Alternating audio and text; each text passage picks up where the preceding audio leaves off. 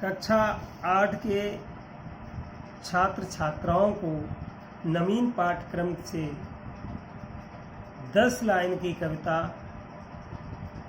दे रहा हूँ जो याद भी करना होगा। कविता का नाम है समर्पण।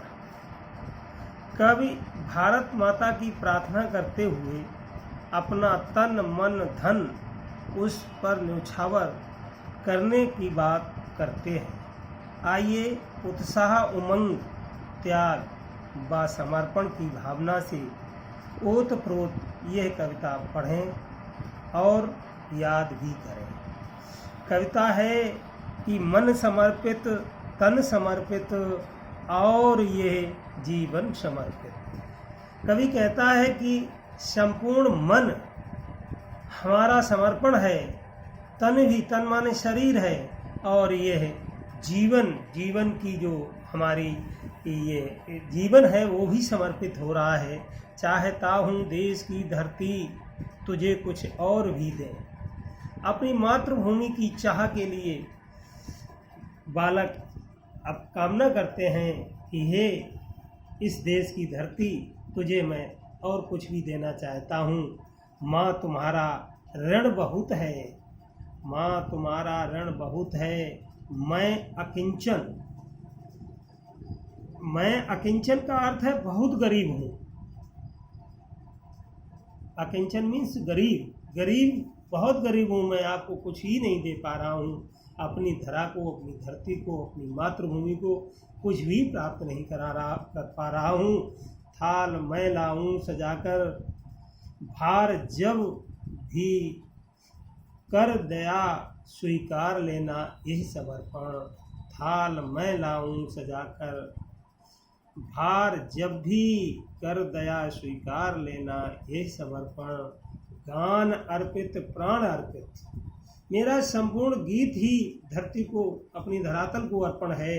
यहाँ तक अंतिम प्राण भी निछावर कर सकता हूँ अपनी मातृभूमि को। रक्त का कण कण समर्पित, यानी जो मेरे शरीर के अंदर खून भी है वो भी मैं अपने इस धरती माता को, मातृभूमि को समर्पित करना चाहता हूँ। चाहता हूँ देश की धरती तुझे और कुछ भी दूँ। उसकी चाह है, इच्छा है कि मैं और अधिक कुछ करने का प्रयास कर रहा है।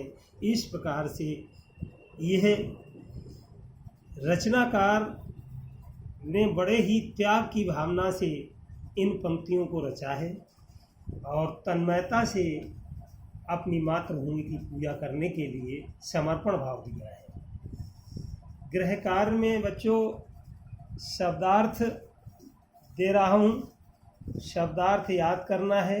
जैसे ऋण माने होता है कर्ज, अकिंचन माने बहुत गरीब, भाल मीन्स माला, और शीश माने सिर या मस्तक, घनेरी माने बहुत अधिक, ध्वज मीन्स झंडा, और नीड मीन्स घोंसला।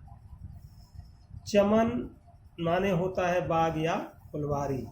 इसी प्रकार से यह दूसरा क्वेश्चन है होमवर्क में, गृह कार्य करेंगे।